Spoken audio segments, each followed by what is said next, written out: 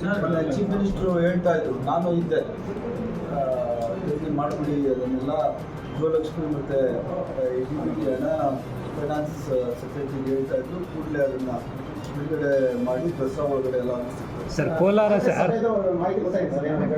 ಕೋಲಾರ ಬರ ಪರಿಸ್ಥಿತಿ ಸರ್, ಕೋಲಾರ ಜಿಲ್ಲೆ ಬರ ಪರಿಸ್ಥಿತಿ ಇದೆ ಸರ್. ಈ ಬಾರಿ ಮಳೆ ಇಲ್ಲ, ಕೊರತೆ ಇದೆ ಸರ್. ಕಾಂಗ್ರೆಸ್ ಘನ ಸರ್ಕಾರದಿಂದ ಆಗಿರುವಂಥ ಕೇಸರಿಗಳಿಂದ ಕೆರೆಗಳಲ್ಲಿ ನೀರಿದೆ, ಬೋರ್ವೆಲ್ಗಳಲ್ಲಿ ನೀರು ಸಿಗ್ತಾ ಇದೆ.